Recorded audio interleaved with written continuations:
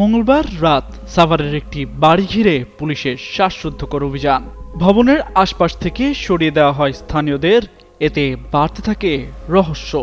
তখনও এলাকা জুড়ে থমথমে পরিস্থিতি।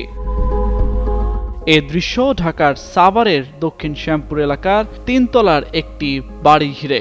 মঙ্গলবার সন্ধ্যা 7টা থেকে সেখানে অভিযান চালায় ঢাকা মহানগর পুলিশের counter terrorism and transnational crime unit. পাশাপাশি ছিলেন সাভার থানার পুলিশ সদস্যরা।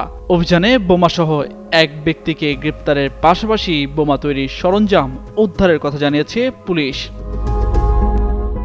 ৪৫ বছর ধরে কোটি মানুষের আস্থায় পাইপের বস আরএফএল পাইপ।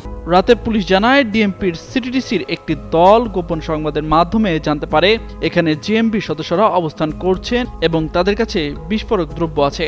এর পরিপ্রেক্ষিতে হেমায়েতপুর এলাকা থেকে একজনকে আটক করা হয়। তার কাছ থেকে বোমাসহ বিস্ফোরক জাতীয় দ্রব্য উদ্ধার করা হয়। পরে তার দেওয়া তথ্যের ভিত্তিতে এই বাড়িতে অভিযান চালানো হয়।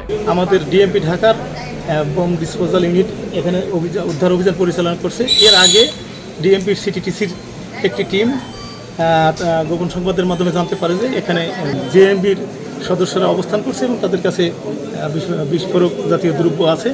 বাড়ির মালিক আব্দুল জলিলের মেয়ে ইলমা জানান, আব্বাস আলী নামের একজন সহ আরও একজন বাসা ভাড়া নিতে আসার পর গেল 2 আগস্ট ভাড়া দেওয়া হয়। তারা সম্ভবত 3 তারিখ রাত থেকে থাকা শুরু করেছে।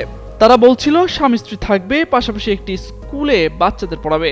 ফ্যামিলি ভেবে ভাড়া দেওয়া হয়। ভেতরে যে এত কিছু লুকিয়ে রাখা হয়েছে এটা তো তারা জানতেন না।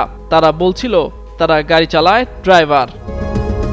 এর আগে গত 30 জুলাই সাভারের আশুলিয়ায় একটি মুদি দোকানে ফেলে যাওয়া ভ্রমণ ব্যাগ থেকে বিশেষ কায়দায় তৈরি একটি বোমা উদ্ধার করে পুলিশ। পরে সিটিডিসি ইউনিটের বোমা নিয়ন্ত্রণকারী দল সেটি নিরাপদে নিষ্ক্রিয় করে। তামজিদ মির্জা, যুগান্তর নিউজ।